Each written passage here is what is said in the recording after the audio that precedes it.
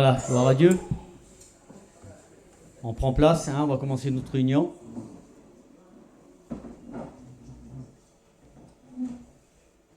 Voilà, c'est le frère Poupi qui va nous diriger dans les chants, le frère Jérémie qui va nous apporter le message de la parole du Seigneur.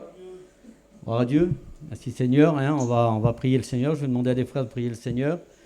Je vais demander à David et à Didi de prier le Seigneur. Et après je laisse la place à Poupi. Merci Seigneur.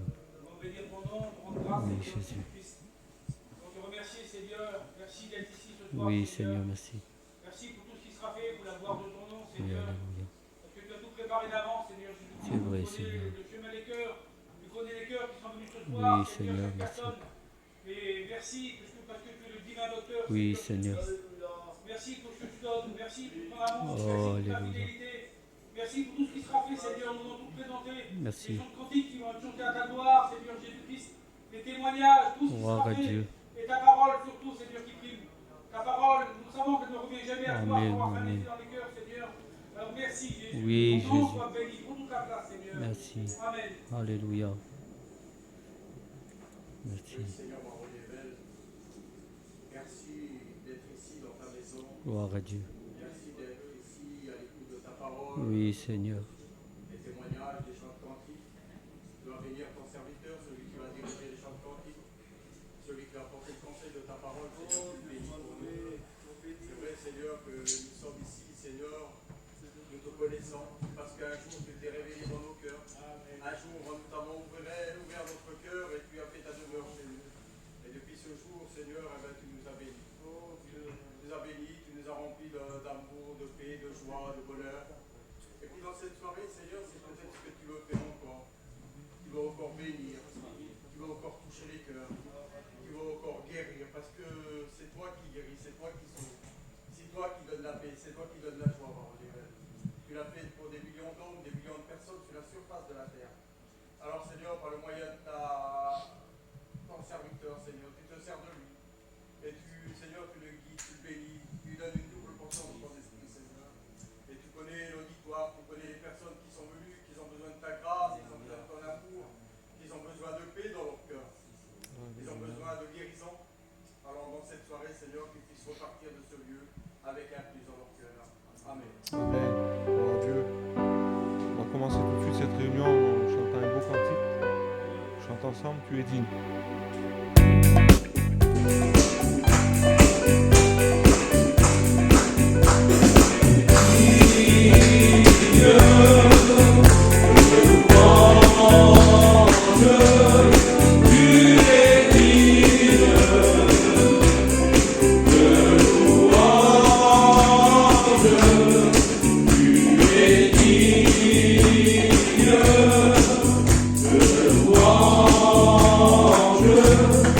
Tu es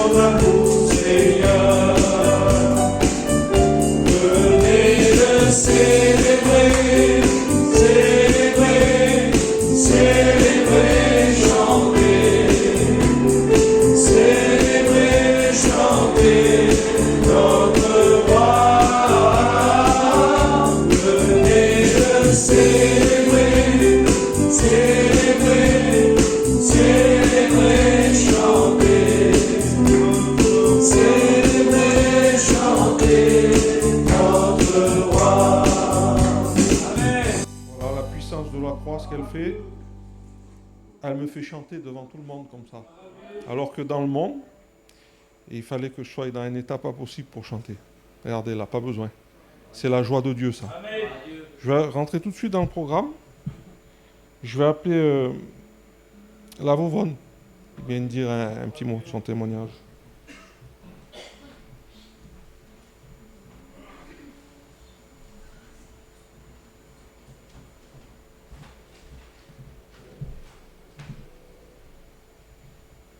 Ben, moi, j'ai rencontré Jésus il y a longtemps. Oui, il y a longtemps. Et je ne connaissais pas Dieu. Je ne savais pas qui il était. Et dans une réunion, j'ai écouté et là, ma vie, elle a changé ce soir-là. Elle a changé parce que Jésus, je ne le connaissais pas, mais je n'ai pas cherché à savoir si c'était vrai, si c'était pas vrai. Je ne me suis pas posé de questions. Dans cette réunion, moi, j'ai tout pris. J'ai ouvert mon cœur et Jésus l'a rentré dans mon cœur et il a fait sa demeure. Et Jésus, il est devenu pour moi un ami. Il est devenu pour moi quelqu'un de très, très important. Parce que chez nous, il y avait la misère. Chez nous, il y avait l'alcool. Dans le foyer de mes parents, il y avait la misère. Et comment je peux dire ça? Moi, j'ai grandi, moi, j'ai toujours vu la bagarre. J'ai toujours vu mes parents se déchirer.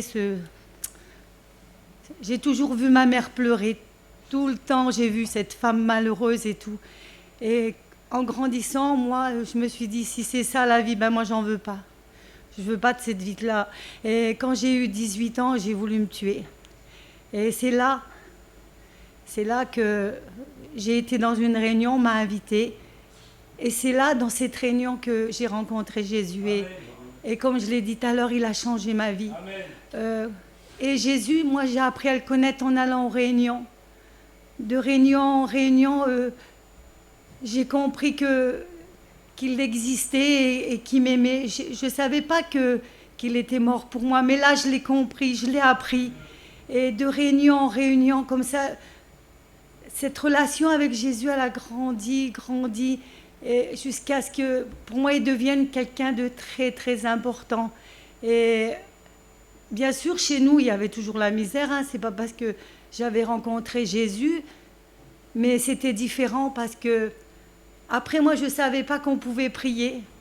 Et je l'ai appris, ça, que Jésus, c'était quelqu'un que, même si je ne le voyais pas, je pouvais lui parler et il m'écoutait.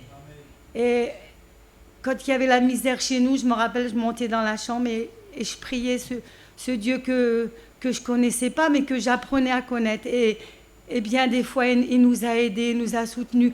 On ne savait même pas qu'il fallait se faire baptiser. On ne connaissait pas le Saint-Esprit pareil. Je me rappelle, à une deuxième réunion, on a été à une petite réunion avec mes sœurs.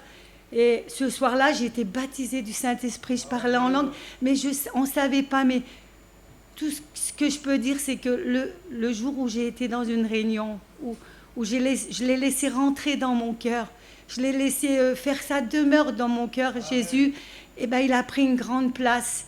J'ai voulu savoir qui il était, ce qu'il avait fait.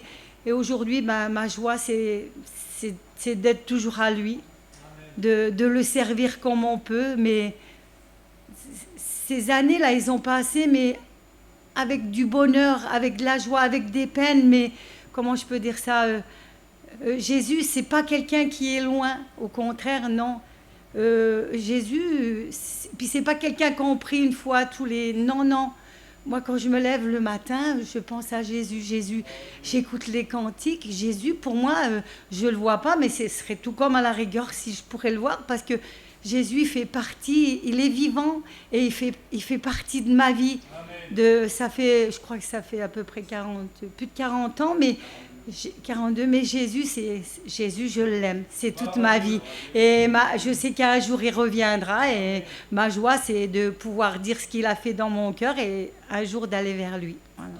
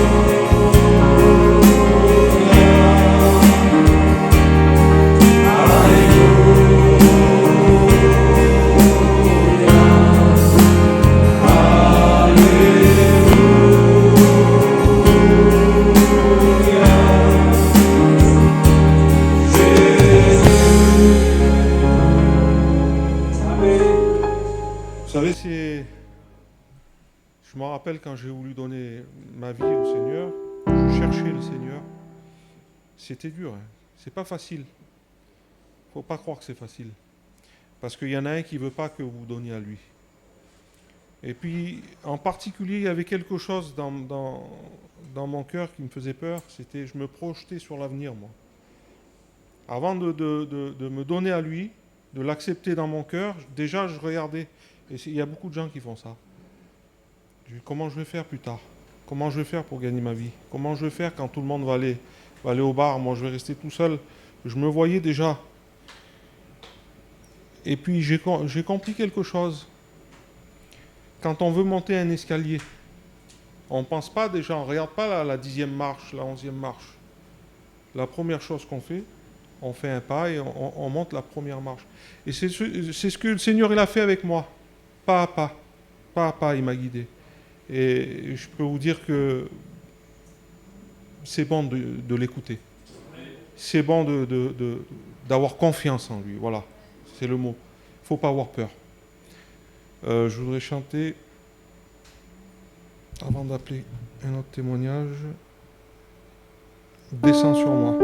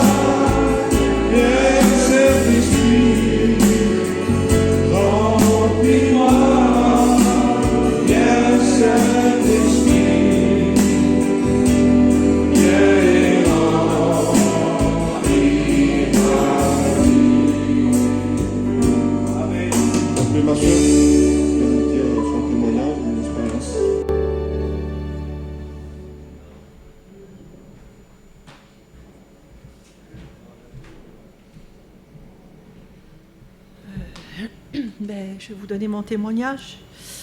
Moi, il y a un peu plus de 20 ans que je suis baptisée, que j'ai donné ma vie au Seigneur.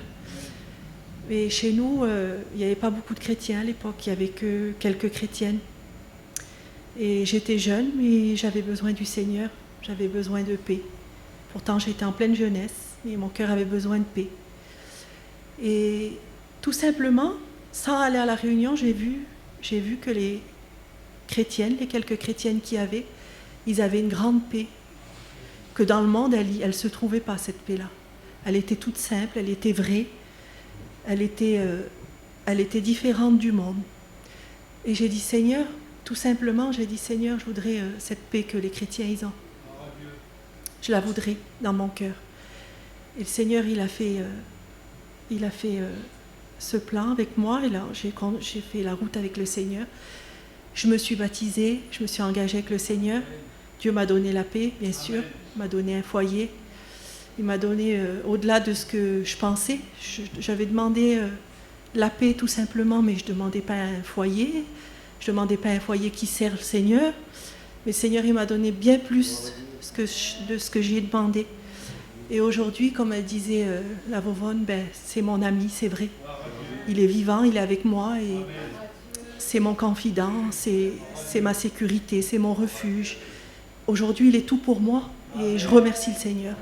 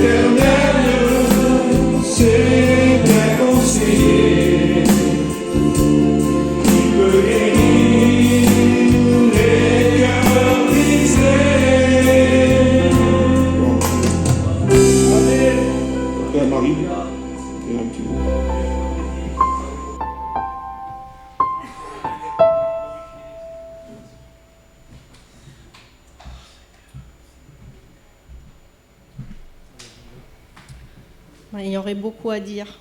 Qu'est-ce que le Seigneur il fait dans une vie? Il peut tout faire, le Seigneur.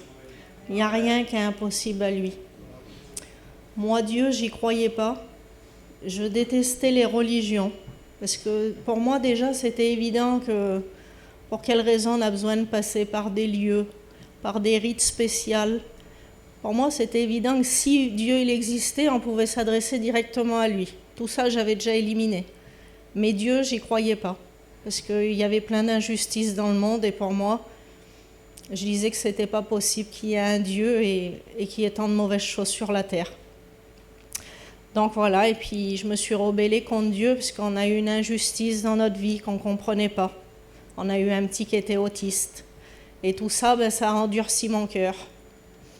Et puis, vous savez, vivre sans espérance, sans Dieu, c'est très dur. Parce que pour moi, si demain ma vie, elle s'arrêtait, il n'y avait rien du tout. Et même l'espérance de quand on est malade, comment tout est différent quand on est chrétien. c'est jamais fini quand on est chrétien. Il n'y a jamais plus d'espoir. Et puis là, même pour mon fils, j'avais jamais de ma vie, j'ai levé les yeux une fois au ciel. Même pour lui, parce que pour moi, il n'y avait rien. Mais vous savez, un jour, je suis tombée très bas, où on va dire que j'étais à un pas de franchir un mauvais cap, de perdre la vie. Et puis, j'ai reconnu d'un coup que toute seule, j'avais arrivé à rien finalement. J'ai fait un examen en 2 minutes de ma vie et j'ai reconnu que j'avais arrivé à rien. J'ai reconnu que finalement, j'étais pas si forte que ça. Et j'ai simplement levé les yeux au ciel. Mais dans ce regard, il y avait « j'ai besoin d'aide. Si c'est vrai que tu existes, viens ». Et puis vous savez, quand j'ai dit « viens », c'est vrai quand on voit les chrétiens, on croit que c'est difficile, on croit qu'il y a plein de barrières, on croit que c'est dur, mais le Seigneur, il veut pas ça. Il nous met pas des barrières. Il nous prend comme un petit enfant. Quand on a un petit enfant, on ne lui demande pas de manger un beefsteak à la naissance, on lui donne un petit biberon. Et c'est comme ça qu'il fait avec nous. Le Seigneur, il nous prend et c'est tout doucement que ça se fait, la vie chrétienne. Ne croyez pas que c'est difficile, pas du tout. Le Seigneur, il nous conduit, il nous tient. Parfois, on croit qu'on est capable, alors il nous lâche un petit peu, mais on a vite fait de tomber et on revient vite à ses pieds. Mais il n'y a pas plus beau qu'une vie en Dieu. Quelle confiance qu'on a. Aujourd'hui, on peut passer par des problèmes et là, tout de suite, moi, j'ai trouvé ma solution. Tout de suite, je prie mon Dieu. Et puis, il n'y a pas longtemps, on a passé par une épreuve. J'ai mon petit qui a fait une crise d'épilepsie. Et là, c'était différent. Face à l'épreuve, j'ai pas regardé au milieu de Disneyland, au milieu de la foule, j'ai crié à mon Dieu. Et mon Dieu, il m'a exaucé. Parce que mon petit, il n'y avait aucune trace de crise d'épilepsie, il l'a guéri. Et aujourd'hui, je remercie mon Dieu pour tout ça. C'est un appui, c'est un soutien. Et puis, vous savez, quand le Seigneur, il se présente, il faut monter dans la barque. C'est lui qui la guide. C'est pas à vous, ne pensez à rien. Acceptez-le simplement. Dieu vous bénisse.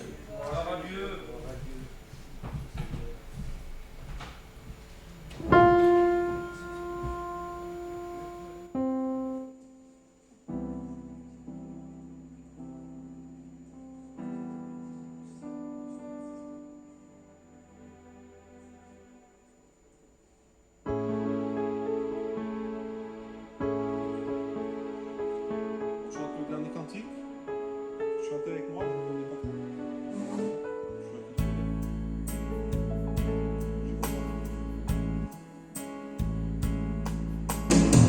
Il est pour Dieu de problèmes trop difficiles.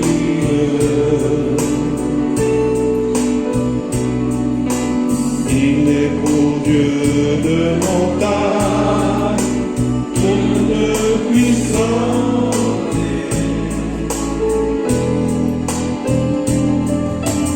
Il est pour Dieu de tempêtes trop fortes à calmer,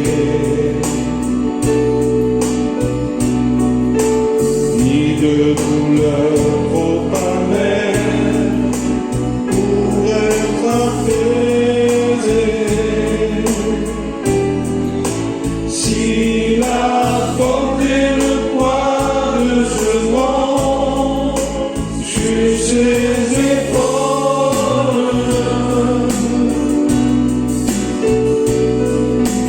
tu sais mon frère, il pourra te soutenir.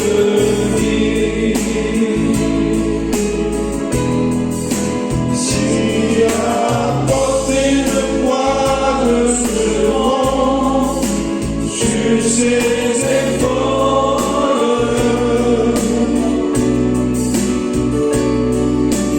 tu sais ma sœur, il pourra te soutenir.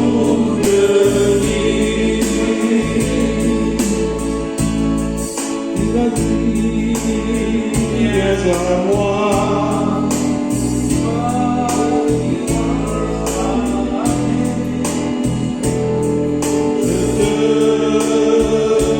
Sous la, je vais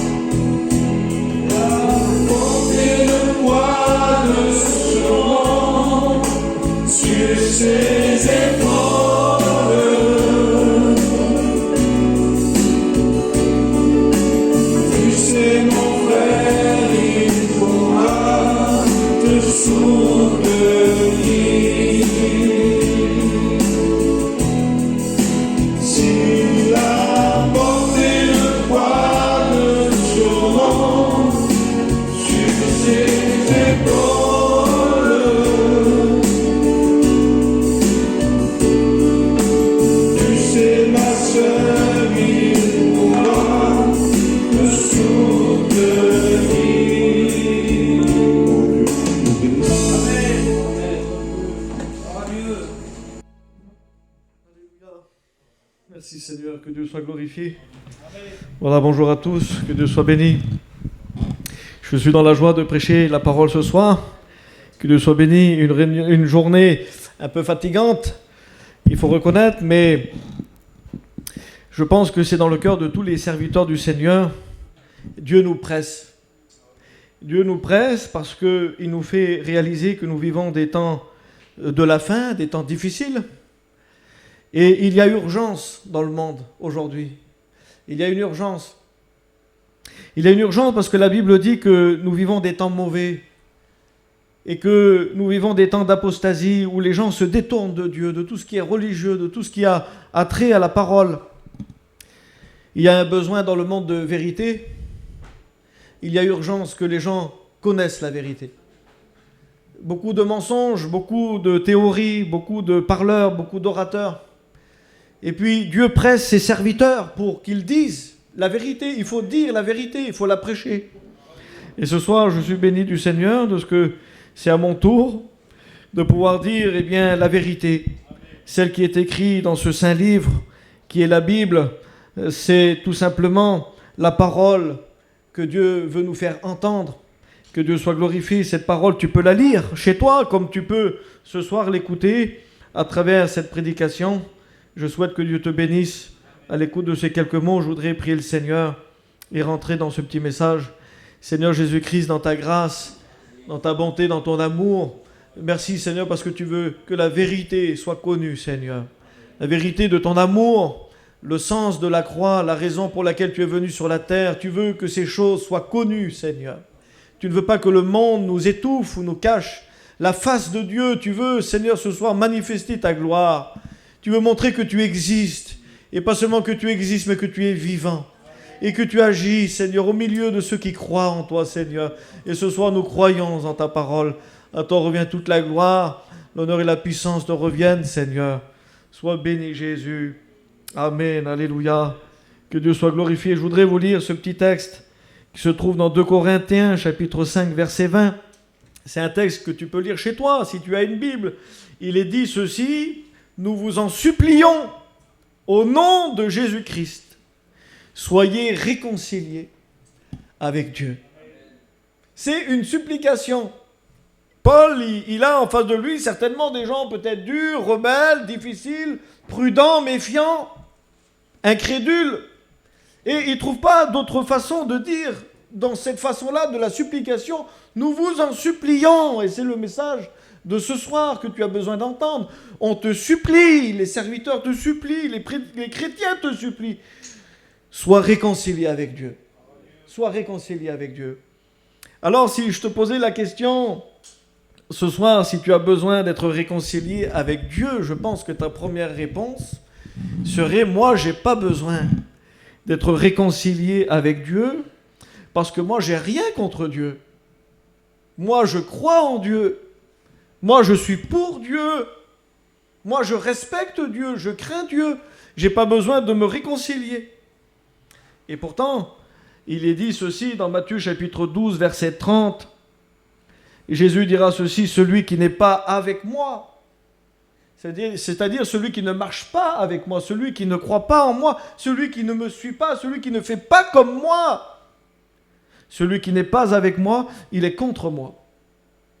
Et celui qui n'assemble pas avec moi, il disperse. Assembler, ça veut dire travailler à une unification. Le Seigneur veut travailler à l'assemblement des gens, une unification autour de sa parole, autour de la vérité, autour de sa personne qui est Jésus.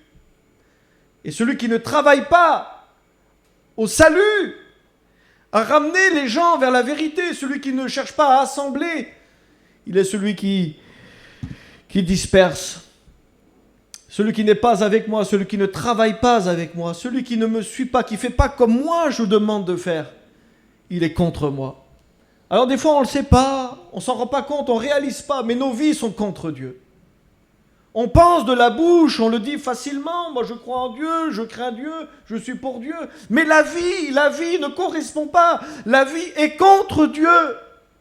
La façon de vivre, la façon de penser, la façon de parler, la façon de faire les choix, toute ta vie, elle est contre cette parole. Parce que dans la parole, il y a des commandements. Dans la parole de Dieu, il y a des choses que Dieu te demande de faire. Si tu ne les fais pas, tu n'es pas pour Dieu. Il y a un plan de Dieu pour ta vie. Et jusqu'à maintenant, peut-être n'es-tu jamais rentré dans ce plan. Il y a un grand monde, il y a un univers dans ce que Dieu te propose. Et tant que tu ne rentres pas dans cette vie du Seigneur, tu n'es pas avec Dieu. Et ta vie est contre cette parole, elle s'oppose. Et ta vie s'oppose à ce que Dieu demande. La Bible nous fait comprendre qu'il y a dans le monde deux puissances. Il y a la puissance de Dieu, puissance qui veut sauver les hommes. Une puissance qui veut répandre son esprit, l'esprit de Dieu, répandre cet esprit dans les hommes et dans les femmes et dans les jeunes. L'esprit de Dieu qui nous conduit dans la vérité, un esprit qui nous convainc quand nous faisons du mal, un esprit qui nous pousse à faire toujours le bien, un esprit qui nous pousse à pardonner, qui nous pousse à aimer, qui nous pousse à chercher la volonté du Seigneur. Il y a cette puissance de Dieu qui désire la justice, qui désire l'amour, qui désire la volonté du Seigneur, qui désire la vérité. Il y a dans cette puissance du Seigneur que des valeurs que Dieu voudrait que tu vives. Et puis il y a cette autre puissance que la Bible décrit, cette puissance du prince de ce monde de ténèbres, qui lui travaille dans un sens contraire. Il ne travaille pas au salut des hommes. La Bible dit qu'il travaille à la perte des hommes. Il veut perdre les hommes. Le diable est venu pour égorger, détruire, voler. Il ne veut pas donner l'esprit de Dieu pour que tu suives Dieu. Il veut donner l'esprit du monde. Un esprit à vouloir chercher les choses d'en bas. Convoiter l'or, convoiter l'argent. Vivre dans le mensonge, vivre dans la haine, vivre dans la méchanceté, vivre dans l'injustice. Ce soir, il faut se poser les bonnes questions et se demander, est-ce que je vis pour l'Esprit de Dieu qui me conduit dans toute la vérité? Ou est-ce que je vis dans cet esprit du monde, cet esprit égoïste, qui m'amène toujours à être plus méchant, plus égoïste, plus orgueilleux, plus menteur, plus tricheur, plus voleur? Est-ce que ma vie correspond à ce que Dieu demande? Est-ce que je ne me retrouve pas en réalité en guerre contre lui? En opposition contre Dieu. Il y a donc deux armées. Il y a ceux qui vivent pour Dieu et qui ont les désirs pour Dieu, de suivre le Seigneur et de marcher pour lui, pour sa gloire. Et puis il y a ceux qui vivent selon la chair, cherchant leur intérêt personnel, mais pas celui de Dieu. Cherchant leur intérêt dans le vol, le mensonge, la tricherie, dans tout ce que le monde peut proposer pour réussir, pour gagner, pour vivre toujours mieux, le bien-être. Voilà l'esprit de la chair.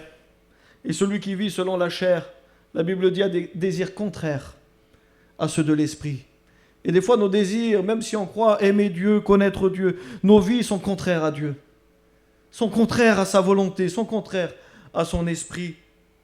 Alors des fois, nos vies, non seulement croient et aimer Dieu, mais non seulement font le contraire de ce que Dieu demande, mais nos vies font que nos familles sont entraînées par nos attitudes. Si je mens, ma famille va mentir. J'entraîne avec moi les gens dans le mal et je me retrouve contre Dieu. On ne réalise pas, mais des fois on fait la guerre au Seigneur. J'ai marqué ceci, tant que tu n'obéis pas. Parce que Dieu demande des choses. La Bible, elle est pleine de demandes. La Bible dit, tu aimeras ton Dieu, mais pas comme tu veux. Tu l'aimeras de tout ton cœur, de toute ton âme, de toute ta pensée, de toute ta force. La Bible dit, tu aimeras ton prochain comme toi-même. La Bible dit, tu pardonneras aussi. 70 fois, 7 fois, dans une même journée. Ça veut dire autant de fois qu'on te fera du mal, il faudra que tu pardonnes. Dieu demande des choses. Si tu n'obéis pas, ben, tu es dans la désobéissance. J'ai marqué ceci, si tu n'écoutes pas, ben, tu es dans la rébellion. Moi, si je demande quelque chose à mon fils, et s'il ne m'écoute pas, ben, je vais lui redemander 1 fois, 2 fois, 3 fois. Et puis si je vois que mon fils, vraiment, il ne veut pas m'écouter, ben, il est rebelle, c'est un enfant rebelle. Et si on n'écoute pas Dieu, on est des enfants rebelles. J'ai marqué ceci, si tu ne crains pas Dieu, même si dans ta bouche tu dis craindre Dieu, mais ta vie ne craint pas parce que tu es capable de faire plein de choses en sachant que Dieu te voit, que Dieu sait. On vit plein de choses sur la terre, on se permet plein de choses. On peut faire du mal et puis dire qu'on craint Dieu et puis ne pas se gêner de faire le mal s'il faut le faire. Tu ne crains pas, donc tu es dans le mépris. C'est des mots un peu forts, on ne voudrait pas les entendre. Mais moi, si je n'écoute pas Dieu, je suis un enfant désobéissant. Si je ne l'écoute pas, je suis rebelle. Si je ne le crains pas, je le méprise. Si je ne suis pas pour lui, je suis quelqu'un qui lui tourne le dos. Donc si tu n'es pas avec, tu es contre. Dieu parle, et puis tu fais comme si Dieu ne te parle pas. Pourtant, la Bible est là. Hein. Dieu parle à travers cette parole. Dieu parle, la Bible dit, tantôt d'une manière, tantôt d'une autre, et l'homme n'y prend pas garde. Donc Dieu parle, et toi, tu n'écoutes pas.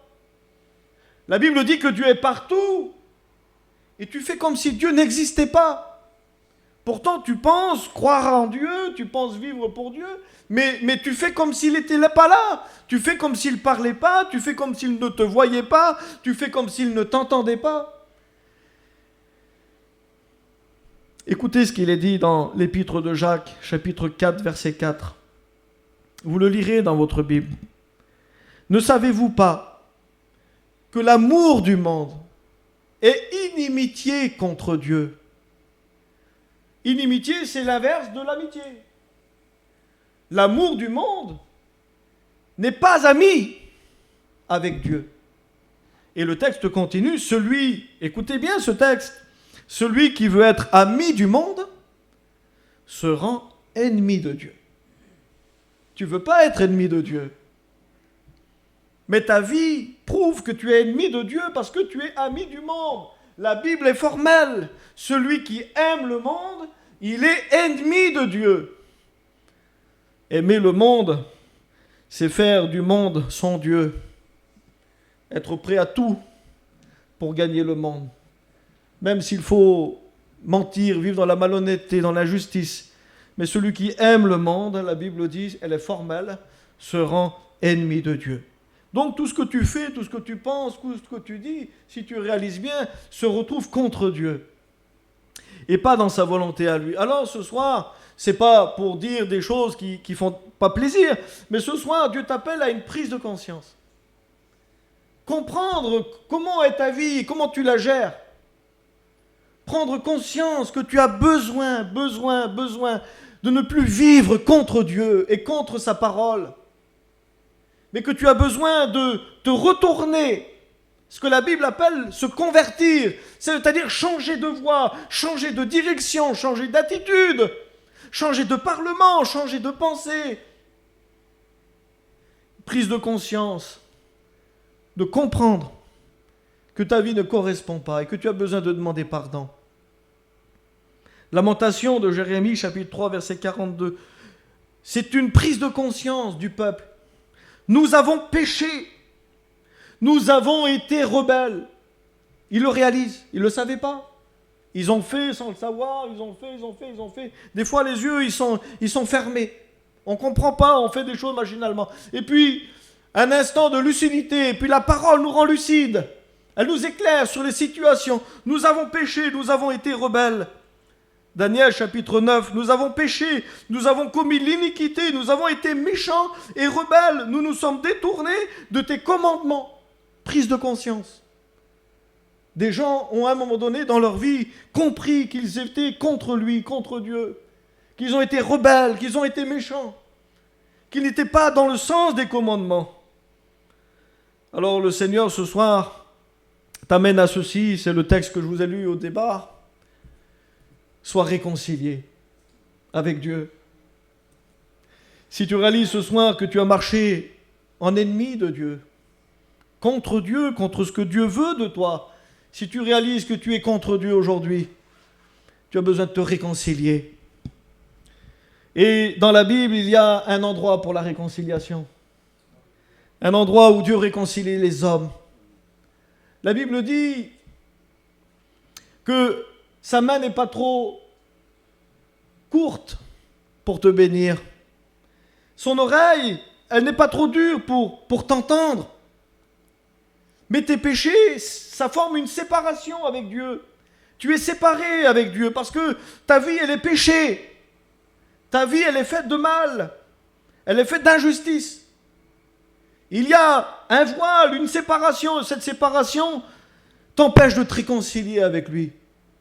Et l'endroit où ce voile est déchiré, où cette séparation, ce mur qui t'empêche de voir Dieu, de vivre avec Dieu, de le connaître réellement, un endroit où le mur s'effondre. Il s'appelle dans la Bible Golgotha. Cette petite colline insignifiante. Il y a beaucoup de grandes montagnes dans le monde, mais Jésus a choisi Golgotha, où il y a une croix comme celle-ci qui a été dressée. Et puis sur cette croix, un homme meurt. Il ne meurt pas pour rien. Il meurt pour pardonner. Il meurt pour pardonner des fautes qui t'empêchent aujourd'hui encore de voir Dieu. Mais cet endroit te permet non seulement de faire disparaître le mal, de faire disparaître le péché, de purifier ta vie, ton cœur, ton âme, tes pensées, de mettre la lumière et de retrouver une réconciliation véritable avec celui qui t'a créé, ton Créateur. Tu aurais été, il y a 2000 ans, dans cette scène où Jésus est en train de se faire flageller. Des coups de fouet sont en train de déchirer son dos, sa chair. On frappe sur lui des coups de poing, des gifles, on lui arrache la barbe. Et là, tu dis, mais qu'est-ce que vous faites? Arrêtez!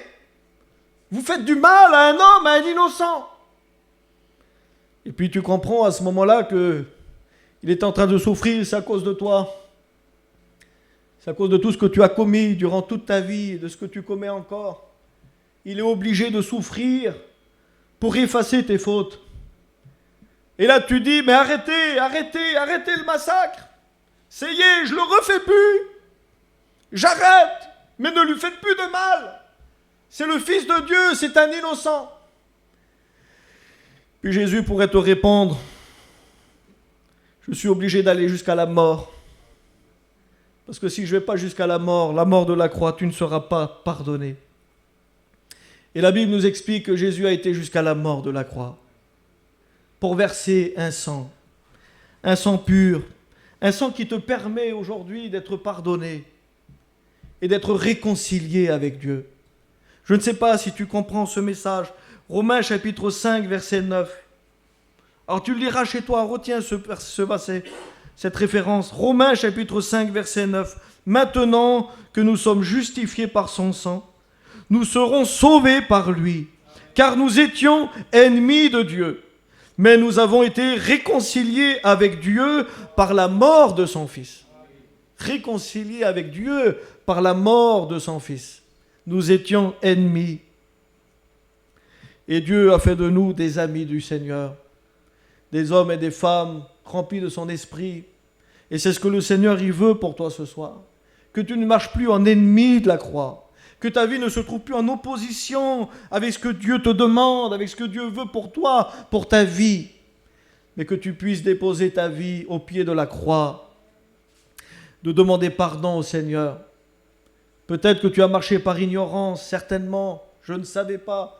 Jésus dira cette parole célèbre sur la croix, « Père, pardonne-leur, ils ne savent pas. » Des fois, tu ne savais pas. Aujourd'hui, tu sais. Tu sais que ta vie ne correspond pas et que tu as besoin de demander pardon et de vivre dans la volonté du Seigneur. Alors, viens déposer ta vie au pied de la croix. Laisse le sang de Jésus couler sur ta vie. Laisse le sang de Jésus purifier le mal-être, le mal qui anime ton cœur, ton âme, tes pensées. Peut-être ta vie, elle est faite de colère. Elle est faite d'un esprit de vengeance, un esprit de vouloir faire du mal, de méchanceté. Tu as besoin que le Seigneur vienne remplir ta vie de son esprit et te purifier afin que tu sois réconcilié avec le Maître. Auparavant, tu ne pouvais pas servir Dieu. Ce voile du péché te séparait. Mais par la mort du Fils de Dieu, Jésus a pris ta main. Il a pris la main du Père. Il les a liés ensemble. Réconcilie-toi avec ton Dieu ce soir. Alléluia. On prie le Seigneur. Seigneur, merci pour ta grâce. Merci pour ta parole qui est tellement simple. Tu veux nous sauver, tu veux sauver les hommes. Nous sommes des fois tellement loin de toi. Et nous avons besoin de ta parole pour être éclairés. Éclairés dans nos vies. Seigneur, nous ne savons pas. Nous sommes des fois aveugles. Mais ton esprit vient nous éclairer, Seigneur du Tout-Puissant, nous montrer ce qu'on est, Seigneur, ce qu'il y a dans nos cœurs. Et ce qu'il y a dans nos cœurs, des fois, te déplaît, Seigneur. Tu veux effacer, tu veux pardonner. Oh Dieu, tu veux faire disparaître de nos cœurs tout le mal qu'il y a en nous, Seigneur. Oh, merci pour ta grâce, merci pour ton esprit, merci pour ta parole. Merci parce que ce soir encore, tu veux sauver des femmes, des hommes, tu veux sauver l'humanité tout entière. Et tu as donné ta vie pour nous, Seigneur, à toi revient toute la gloire. Fais comprendre ce que je n'ai pas pu expliquer, l'amour de Dieu, d'avoir donné son Fils sur une croix à cause de ma vie, à cause de moi, Seigneur. À toi revient toute la gloire. Que ton nom soit béni, Jésus. Alléluia, amen. Que Dieu vous bénisse. Gloire à Dieu.